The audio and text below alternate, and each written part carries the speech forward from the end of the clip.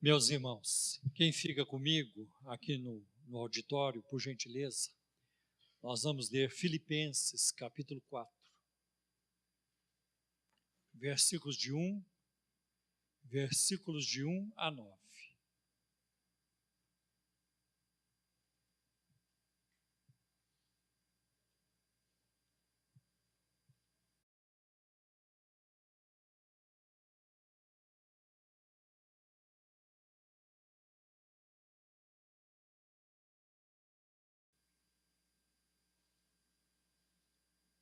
Bem, eu quero convidar vocês para nós fazermos uma reflexão aqui hoje, para que você esteja atento sobre algumas questões que têm a ver com a nossa vida, com a nossa caminhada. Pensando no final do ano,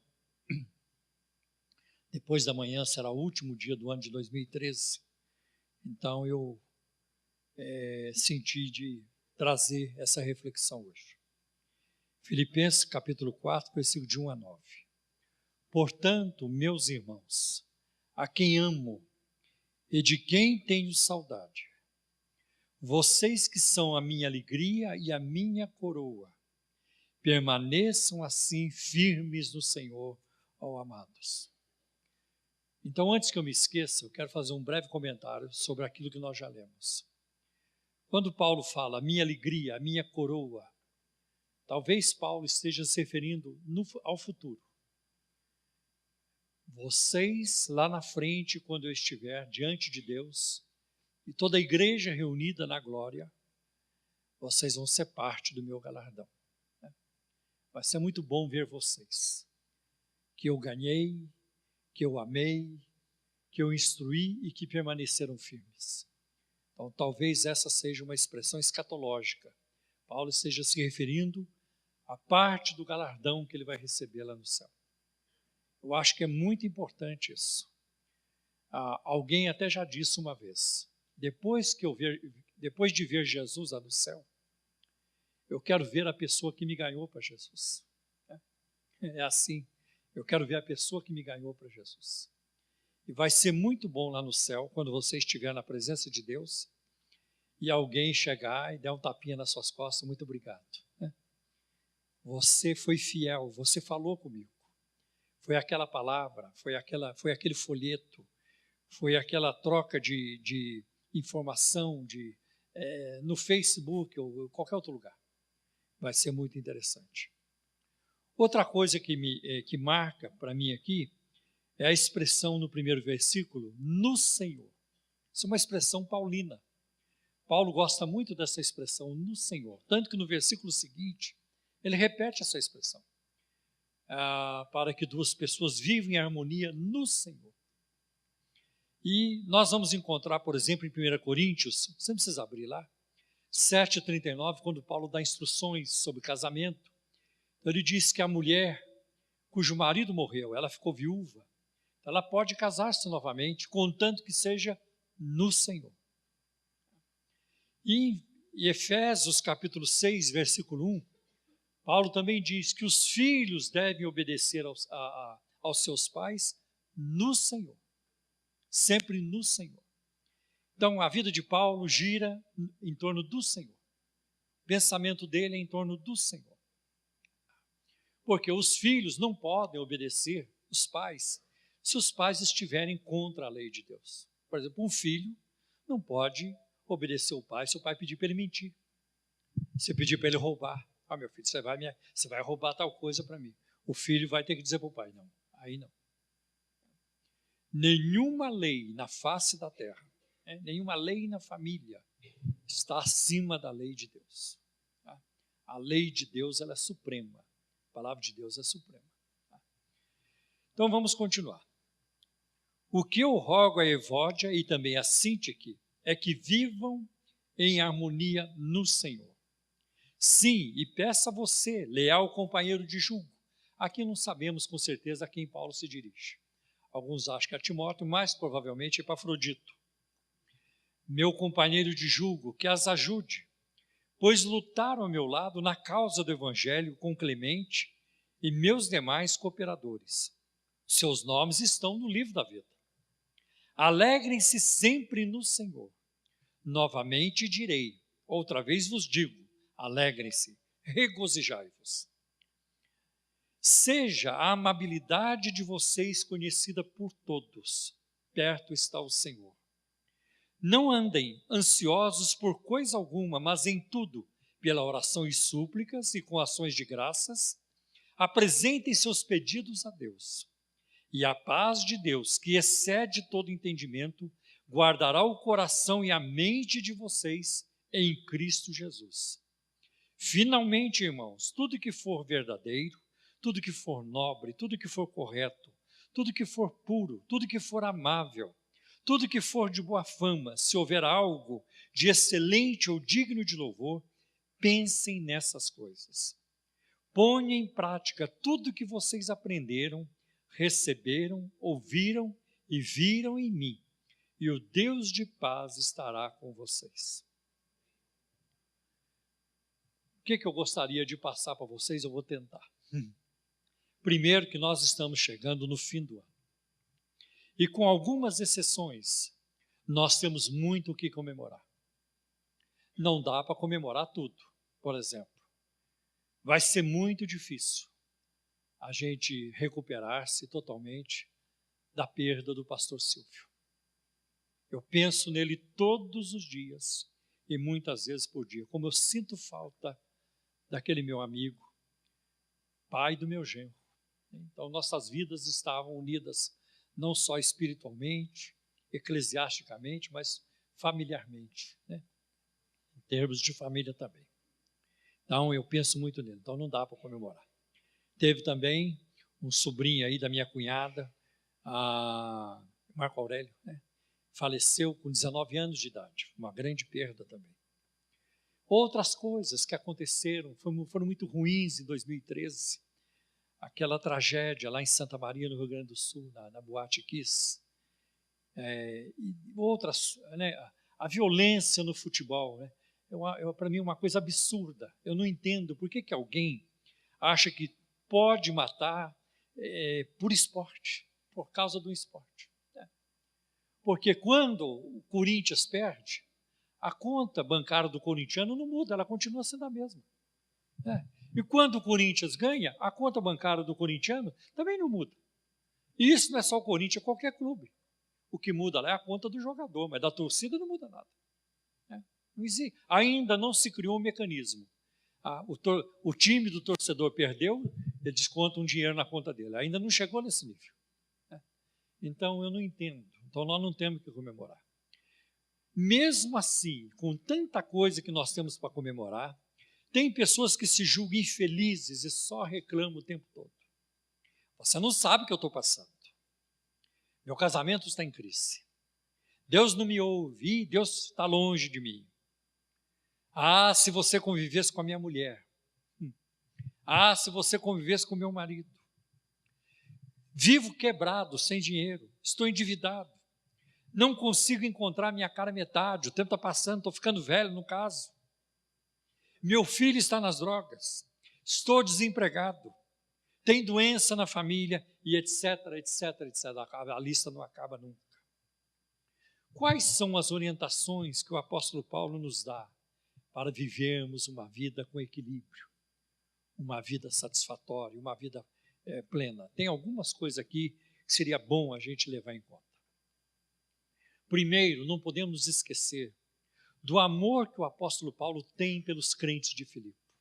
Eu tenho saudade de vocês, eu amo vocês. E se você quiser que alguém ouça você, a primeira coisa que você tem que demonstrar é que você ama essa pessoa. Ninguém estará disposto a te ouvir se a pessoa não sente que você ama. Isso é na família, isso é com filhos, isso é com cônjuges, isso é na igreja também. Se alguém não sente que você a ama, não estará disposto a te ouvir. Então Paulo, ele tinha o direito de falar o que ele vai falar aqui. E algumas coisas muito importantes aqui. Primeiro, a receita de Paulo é para que permaneçamos firmes. E essa expressão aparece muitas vezes nas Escrituras. permaneçam firmes, aparece muitas vezes nas Escrituras. Olha, não precisa abrir lá, mas em 1 Coríntios 15, 58, veja o que aparece. Portanto, meus amados irmãos, mantenham-se firmes e que nada os abale. Nada pode nos abalar. Sejam sempre dedicados à obra do Senhor, pois vocês sabem que no Senhor o trabalho de vocês não será inútil. E a expressão no Senhor apareceu aí de novo. Efésios 6:13, Paulo diz assim: por isso, vistam toda a armadura de Deus, para que possam resistir no dia mau e permanecer firmes. A NVI diz inabaláveis, depois de terem feito tudo. Fica firme. Não pode ser de outra maneira. Enterrou um ente querido, tem que ficar firme. Perdeu o emprego, tem que ficar firme. Essas coisas não podem atingir a salvação. Essas coisas atingem nossas finanças, nossas emoções, sim. Isso atinge nossas emoções. Mas não pode atingir nossa vida espiritual. Nada pode atingir nossa vida espiritual. Eu digo mais para você, não há míssil, não há arma, não há química, não há nada, não há engenhoca qualquer que possa, tecnologia que possa atingir a nossa salvação. Não existe. Por isso, ficar firme. Colossenses 1:3, Paulo diz que nós devemos continuar alicerçados e firmes na fé, sem se afastarem da esperança do Evangelho, que vocês ouviram e que tem sido proclamado a todos que estão debaixo do céu. Esse é o Evangelho do qual eu, Paulo, me tornei ministro. Fica firme. E por último, olha a orientação de Pedro, 1 Pedro 5, 8 e 9. Estejam alertas e vigiem. O diabo, inimigo de vocês, anda ao derredor, como leão, rugindo e procurando a quem possa devorar. Resistam-lhe, permanecendo firmes na fé, sabendo que os irmãos que vocês têm em todo o mundo estão passando pelos mesmos sofrimentos. Então, a Bíblia diz que nós temos que resistir firmes na fé o inimigo. Como é que você vence o inimigo? É com a fé e é com a palavra de Deus.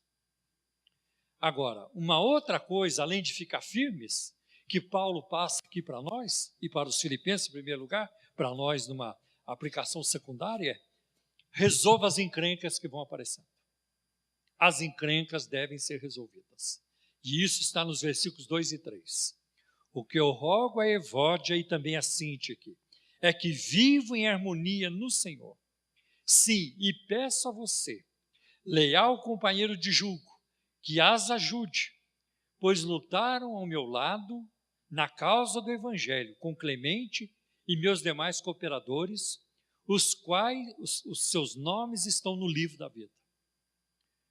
Aqui Paulo tenta resolver uma briga entre duas irmãs na igreja de Filipos, pois o conflito dessas irmãs estava ameaçando a unidade do grupo. Então nós precisamos lutar sempre pela unidade. E o nome dessas mulheres aparecem, Evódia e Síntique. Sabe o que significa Evódia? Perfume doce. Doce perfume. Sabe o que significa Síntique? O nome dela significa amigavelmente. E eu fico perguntando, o que doce perfume amigavelmente? O que estava acontecendo com doce perfume e com a irmã doce perfume e a irmã amigável, amigavelmente? Que Paulo teve que citá-las numa carta. E o que será que elas sentiram quando a carta começou a ser lida para a igreja e de repente aparece? Não aparece lá no início, isso aqui é no capítulo 4. E o nome delas são citadas publicamente. O que será que elas sentiram? Outra coisa, Paulo não tomou partido. Acho isso muito interessante. Aqui não dá para saber se ele está a favor de Evódia ou de Síntique, para quem que ele está pendendo, que lado ele está pendendo. Não, Paulo não toma partido. E ele não diz também qual era o motivo do conflito. Ainda bem que ele não diz. Paulo não as expôs. Então eu quero dizer uma coisa para vocês, que eu já disse e vou repetir. Eu não sou pastor na Igreja Cristã da Trindade, eu não sou pastor da maioria. Também não sou pastor da minoria. Eu sou pastor de todos. Eu não posso tomar partido de uma pessoa contra outra. Eu tenho que ajudar todos. E talvez os crentes que mais encrenqueiros são os que vão ter mais a minha atenção. Esses vão ter mais a minha atenção. Talvez esses são os com os quais eu vou passar mais tempo. Não porque eu tenho preferência por eles, mas são os que mais precisam. A mãe não faz assim? Ela não dá mais uma atenção para o filho que está doente do que o filho que está são? Ela está lá, até ele sarar. Até ele sarar. Isso não quer dizer preferência. Nós não podemos. É uma coisa que eu abomino na minha vida e no meu ministério, é discriminação. Todos devem ser tratados igualmente. Todos. Nós não podemos tratar as pessoas na igreja com base no dinheiro que elas possuem, em títulos, em posição, status, nome de família, nada disso. Toda vida é inestimável e tem o mesmo valor. Você sabia que, à luz da palavra de Deus, a alma do empresário tem o mesmo valor que a alma do gari? Isso à luz da Bíblia, não à luz da igreja evangélica. Porque na igreja brasileira, é claro que a alma do empresário vale mais. A gente tem até um culto especial dos empresários. Você já viu esse culto aqui? Se Deus quiser, não tem. Se Deus quiser, nunca haverá. Enquanto eu for vivo, não. Culto dos empresários. Quer dizer, quem não é empresário não pode participar do culto. Então, culto dos garis. Culto dos aidéticos. Ninguém se lembra de fazer o culto dos aidéticos. Culto dos desempregados. Também ninguém faz. É o culto dos empresários. Nós não podemos funcionar desta maneira. Paulo não tomou partido. Paulo as considera como cristãs verdadeiras. Elas lutaram do meu lado. E tem mais, os seus nomes estão escritos no livro da vida. E vai ver que a Evódia não gostava disso. Caramba, aquela encrenqueira, o nome dela está no livro da vida. Né? E a outra dizia, caramba, aquela também, aquela chata, o nome dela está escrito no livro da vida. É verdade. Às vezes você olha para uma pessoa na igreja, não vou com a cara. Você não vai, mas Jesus vai. Jesus vai. Porque se uma pessoa está buscando a Deus, é que o Espírito Santo tocou essa pessoa para buscar a Deus. Tocou essa pessoa. Vocês já me ouviram falar isso aqui, eu vou repetir. Eu sou crítico de muitas coisas ao longo da minha vida. Escrevi, citei nomes de pessoas, mas não tem ninguém na face da terra com que eu esteja de comunhão quebrada. Já encontrei pessoas aí que querem me ver pelas costas. Fui lá e cumprimentei. Conversamos, cumprimentei sem animosidade. Foi sempre assim. Estive em Manaus 2 vezes. Na primeira vez que fui a Manaus, havia reuniões de oração em Manaus para o avião cair comigo. Para eu não chegar a Manaus. Deus não respondeu. Ainda bem que Ele não responde todas as orações como nós queremos. Ainda bem. Né? Então, nem sempre vou agradar a todos. Mas o que a gente não pode é... O que está acontecendo? Fala aqui o número. Senão vocês não vão parar nunca com isso. Por favor, pode falar. Vem aqui, Jôs. Um Honda preto, 5503. Agora saiu. E um Honda Civic e um Peugeot Prata. E a S 8706. Esses carros estão encrencados. Então vocês pararam no lugar do táxi ali e eles chamam a polícia. Aí não tem chance. Então vamos continuar aqui. Elas haviam lutado do seu lado. Conflitos na igreja ou em qualquer outro lugar podem ser resolvidos seguindo os seguintes passos. Primeiro, reconheça o seu erro. O outro tem que mudar, não você que tem que mudar. O outro está errado, não, todo mundo erra. Não existe um conflito onde alguém é 100% errado e o outro está 100% certo. Às vezes, claro, uma porcentagem maior de um lado, menos do outro, mas todo mundo precisa reconhecer o seu erro. Esteja disposto a pedir perdão. Tem que estar disposto a pedir perdão, me perdoe. Tem que estar disposto a perdoar. Assim como Cristo nos perdoou, perdoai uns aos outros, está lá em Colossenses 3. Aproveite as oportunidades para demonstrar gentileza e amor. A demonstração da gentileza. Tenho falado sobre isso aqui. Há muitos anos, tem maridos aqui que não conseguem mais abrir a porta do carro para a mulher entrar. Não consegue. Se vira. Caramba, você está perdendo uma oportunidade de ser cavalheiro, de investir no romantismo. O amor começa nessa...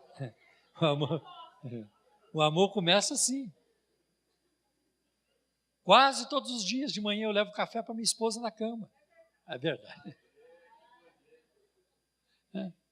Então, eu faço café e levo. Você quer um cafezinho? Ela está se dormindo, ela nem responde, ela fala assim.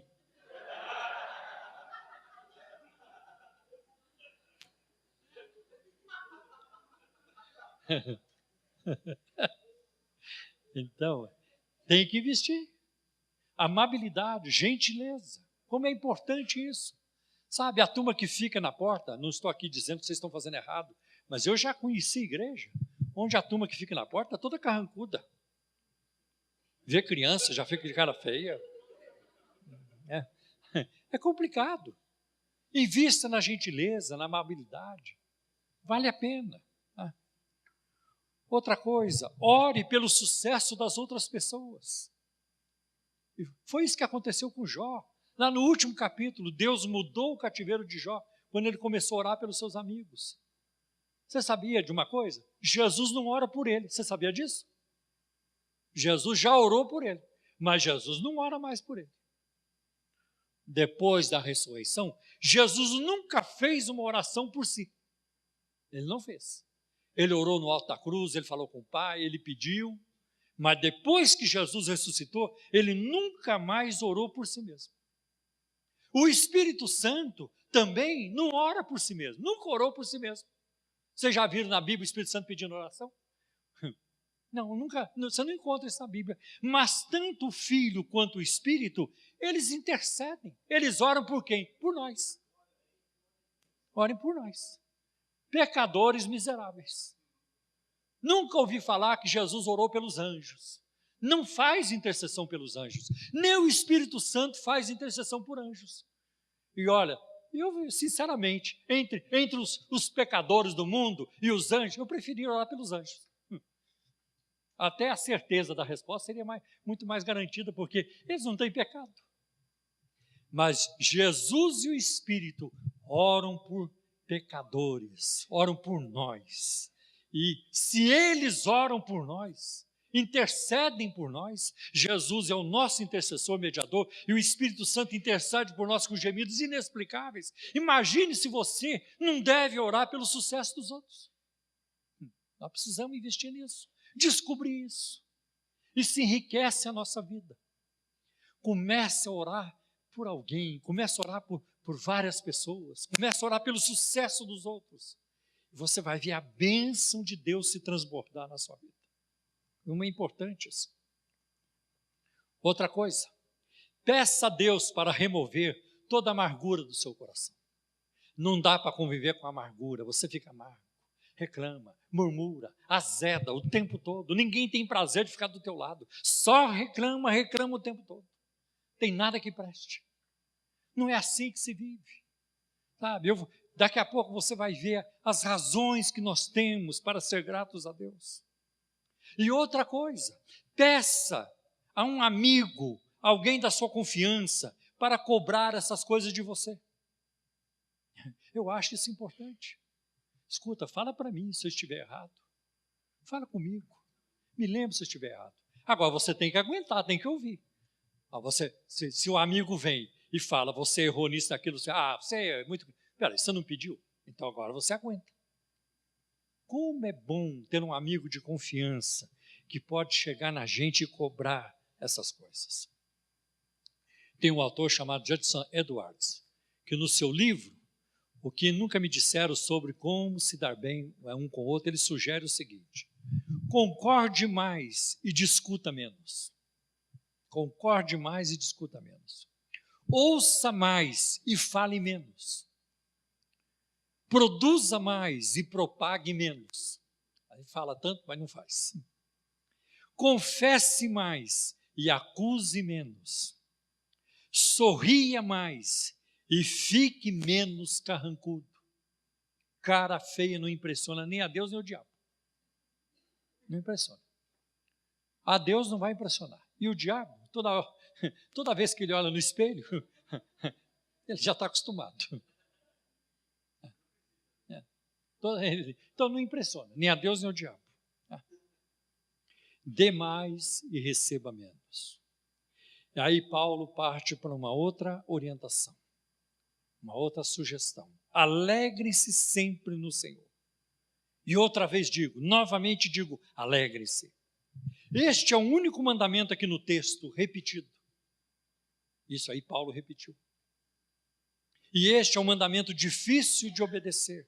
E muitas vezes nem faz sentido alegrar-se. Glória a Deus, enterrei minha mãe hoje. Você não vai fazer isso. Glória a Deus, meu carro foi roubado, gente. Há tantos anos eu esperava por isso, finalmente aconteceu. Você não se alegra com isso. Glória a Deus, descobri que alguém está com câncer, não vou nem falar o nome da pessoa. Não é assim. Às vezes não faz sentido alegrar-se. Mas outras vezes há muito motivo para alegrar-se. Por isso, alegrar-se no Senhor. Quando Paulo escreveu essas palavras, ele estava numa prisão, acorrentado a um guarda 24 horas por dia. Ele disse, alegrai-vos no Senhor. Ele podia dizer, glória a Deus, estou preso, que maravilha. Os guardas são rudes, os guardas me maltratam, aleluia, que benção, não.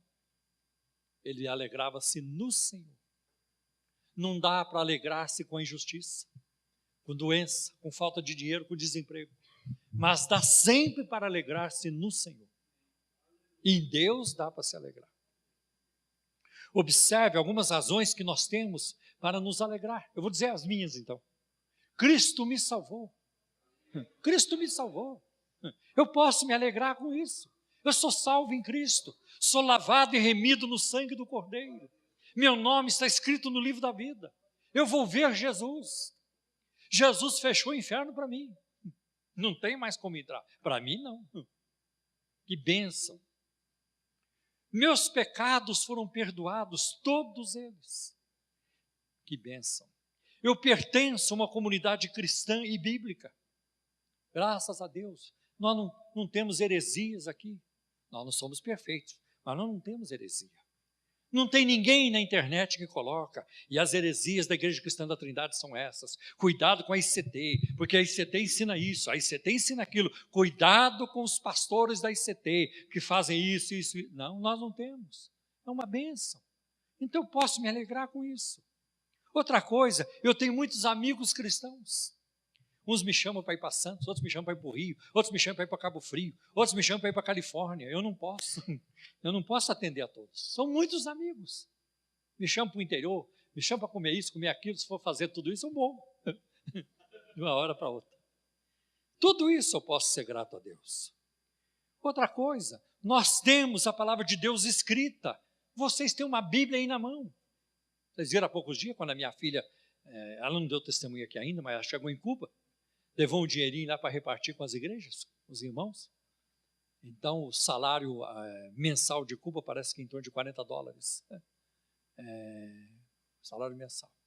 Ela chegava numa igreja, dava $15 de oferta. Na verdade, $17, não é 40. Acho que é $17. Dava $15 numa igreja, $15 para um pastor, $15 na escola bíblica, para um aluno. E o dinheirinho, eles ficavam contentes, mas o que mais alegrava a turma lá em Cuba é quando entregava uma Bíblia. Aí a coisa valia mais do que dinheiro. Era a Bíblia. Você tem Bíblia? Tem Bíblia, mas para tudo quanto é. Olha, eu tenho um punhado de Bíblia em casa. Eu até já assumi um compromisso, não quero mais saber de Bíblia, comprar Bíblia. Se eu ler as que eu tenho, tá bom demais. Livro. Tem livros que eu não consigo ler. Não dá tempo. E é perigoso ficar comprando mais, e vai acumulando. Para que isso? Tudo isso eu posso dar graças a Deus. Você quer ver outra coisa que eu posso ser grato a Deus e você também? Tem pessoas que oram por mim. E não são poucas, não. Ah, que bênção. E quando eu morrer, estarei com Jesus para sempre. Eu louvo a Deus, eu posso me alegrar e ser grato a Deus, porque eu fui batizado com o Espírito Santo. O Espírito Santo manifesta dons espirituais na minha vida. Eu não mereço isso, mas Ele faz. Eu tenho uma família abençoada, uma esposa abençoada, filhos abençoados. E como igreja, logo nós vamos mudar para uma sede própria. Glória a Deus. É muita coisa para a gente se alegrar.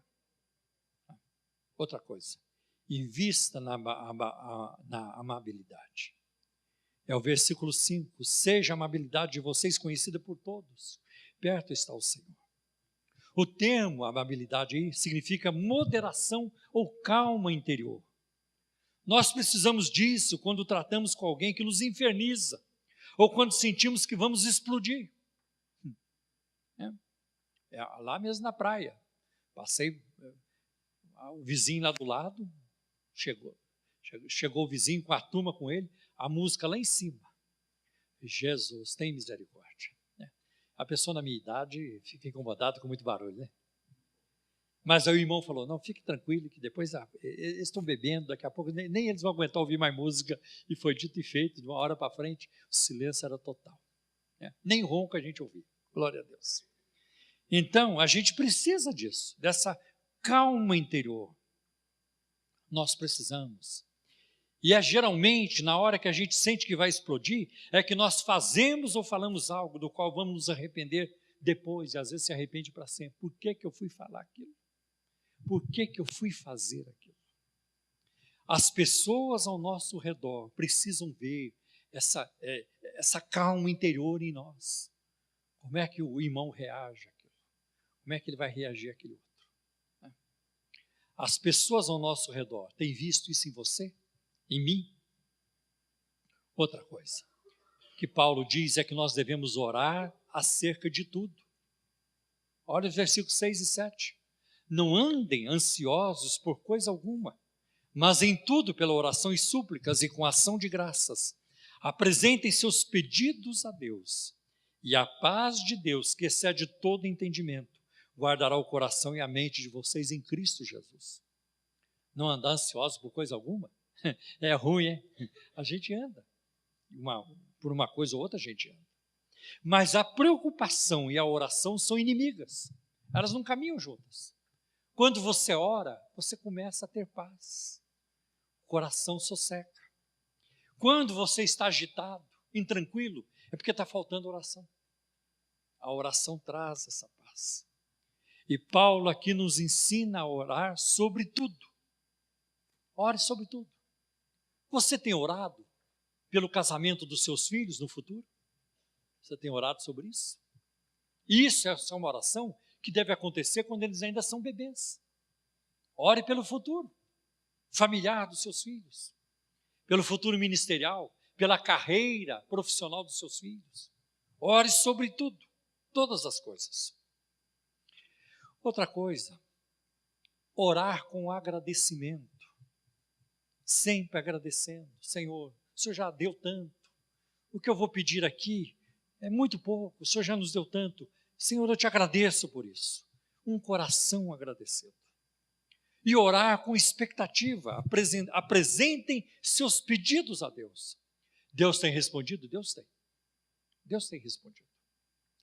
E eu tenho visto isso aqui na igreja e na vida de vários irmãos.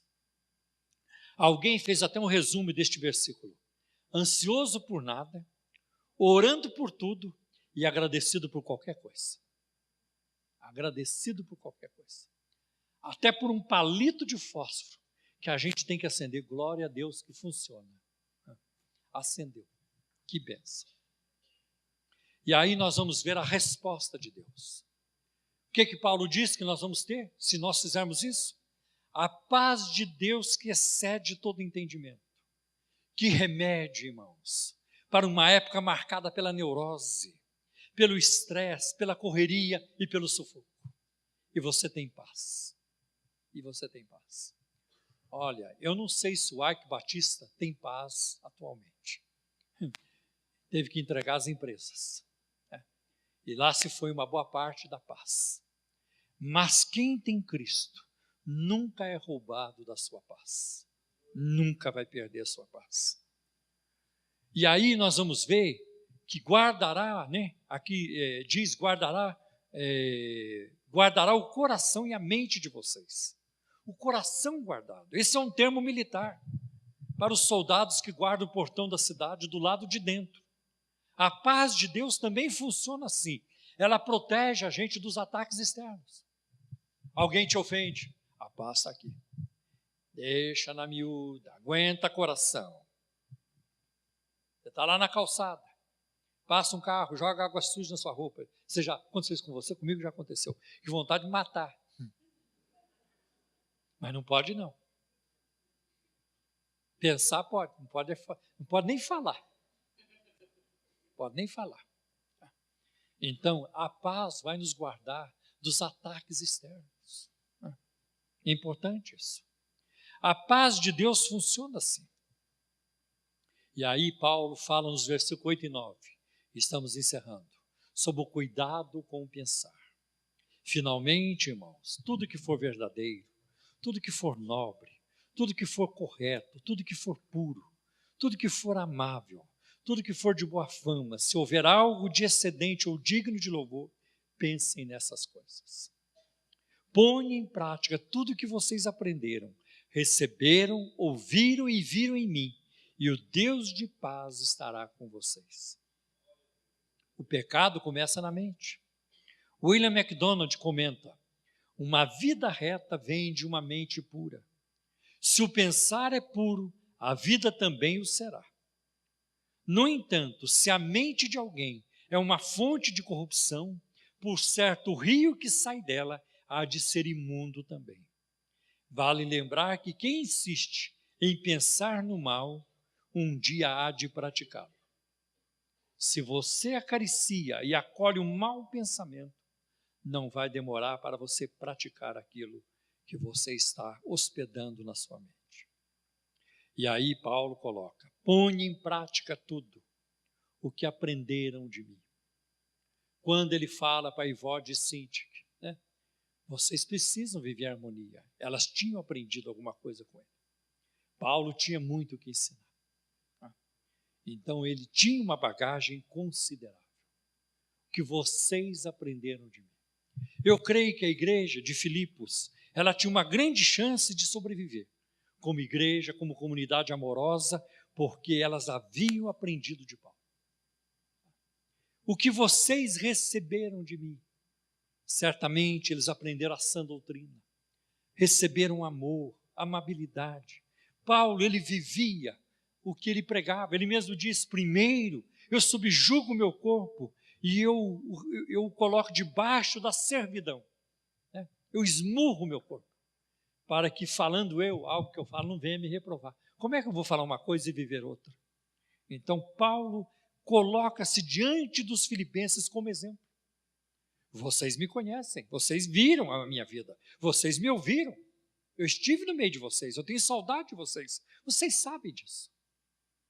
E outra coisa, porque Paulo amava aquela gente, ele tinha autoridade para passar esses conselhos. Então vai ver que a Evódia deve ter pensado assim, não, se Paulo está pedindo, eu vou baixar a bola. E assim também, o irmão Paulo está pedindo e eu vou mudar, nós vamos fazer as pazes. E aquilo certamente deve ter sido uma bênção para a igreja. Não viva na encrenca. É muito ruim viver encrencado no casamento. A mulher não fala com o marido não fala com a mulher. Fala só o necessário. Está emburrado. Quer café? Aceito. Vamos sair? Que hora? Daqui a pouco. Não é assim não. Oi amor, benzinho. Aquele negócio todo tem que cultivar isso. Tem que cultivar. Eu não estou dizendo que vocês nunca vão discutir, mas dá para discutir até amigavelmente. Dá para discutir. Então, ponham em prática tudo o que aprenderam de mim, o que receberam de mim, o que ouviram de mim. Tanta coisa que eles ouviram. O que viram em mim. Paulo é exemplo. Eu não consigo imaginar o apóstolo Paulo contando piada imoral. Não consigo imaginar o apóstolo Paulo falando palavrão, referindo-se ao César de Roma, aquele safado, sem vergonha. Não consigo imaginar. Não consigo imaginar Paulo tentando, lutando por cargo no meio do pessoal. Não, quem tem que mandar sou eu que vou mandar. Foi para mim que ele apareceu. Eu que escrevi as cartas. E aí quem entende sou eu. Não, Paulo não tem isso. O que vocês viram em mim. Viva assim. Sabe, às vezes um homem no casamento quer dar uma de mais inteligente que a mulher. Você é o sexo frágil, é o vaso frágil. Não é assim. O marido tem que amar a esposa, como Cristo amou a igreja. E a esposa deve amar o marido também. Os filhos devem ser ensinados a respeitar os seus pais. Os pais não podem conviver com os desrespeitos dos filhos. Uma vez eu passei por isso. Eu tive que tomar uma medida muito séria. Tive uma conversa muito séria dentro da minha casa. E valeu a pena. Nunca mais eu tive problemas daquele tamanho. Mas ninguém fique pensando não que eu parti para a ignorância, que eu fui pegar um pedaço de pau, não foi nada disso. Foi na conversa. E eu deixei muito claro. Eu prefiro morrer. Eu quero que Deus me leve, eu quero que Deus me mate. Eu prefiro morrer do que conviver com desrespeito por parte dos meus filhos. Com isso eu não vou conviver. Porque nós precisamos respeitar um ao outro. E na igreja a mesma coisa. Não faz sentido você levantar a mão, flecha que atinge o alvo, eu quero ser isso, aquilo, e dá patada em todo mundo, e maltrata. E aqui na igreja, passa pelas pessoas, não cumprimenta, não se interessa, não vê a hora do culto, o culto já está chegando no fim, já está indo embora. É a comunhão, e o amor cristão, sabe? Se você não pode sacrificar 10 minutos do seu tempo, 15 minutos do seu tempo, o que você faria numa grande perseguição contra a igreja? O que você vai aguentar? Então, você tem que se doar. Por isso que um dos itens que eu coloquei aqui, receba menos e dê mais. Você pode ser uma fonte disso, da parte de Deus para as pessoas. Fonte de alegria, fonte de emoções positivas, fonte de bênção na vida das pessoas. Se você parar, se você estiver disposto a ser. Então, é com essa meditação que eu quero deixar vocês aqui hoje, que ela ajude vocês, naquilo que eu pude passar aqui, Deus colocou no meu coração, para que você viva o ano de 2014 de uma forma muito melhor que 2013. Ninguém aqui tem certezas, vamos entrar em 2014, ninguém tem certeza. Cristo pode vir antes. Mas se ele demorar um pouco mais, nós devemos colocar essas coisas em prática para o nosso bem pessoal. Hoje não foi mensagem pentecostal, não é mensagem de fogo, mas é mensagem para a gente pensar. Porque também não adianta, a gritaria, eu gosto da gritaria também, eu gosto do barulho, mas barulho sem substância, sem o fundamento da palavra, não vai nos levar a nada. Então Deus de vez em quando nos dá umas visitações aí, pentecostais, e eu gosto muito, porque eu sou pentecostal. Mas de vez em quando nós vamos parar e refletir. Numa família, os filhos não vivem só de festa.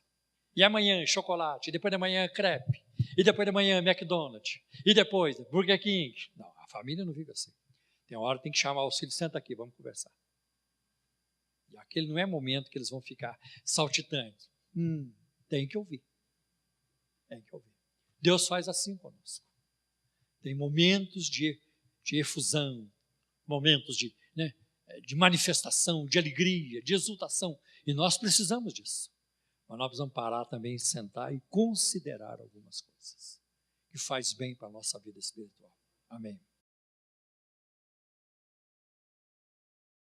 Então nós vamos curvar as nossas cabeças e vamos falar com o Senhor.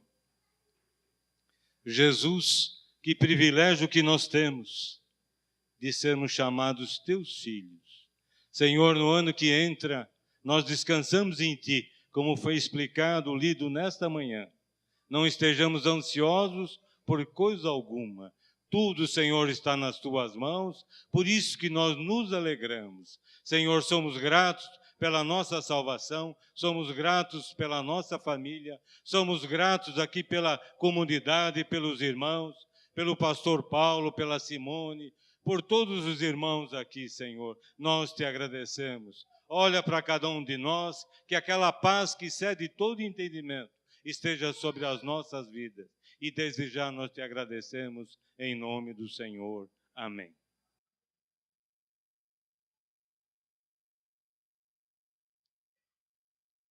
A graça do Senhor Jesus Cristo, o amor de Deus e a comunhão do Espírito Santo sejam com todos vocês. Amém. Amém.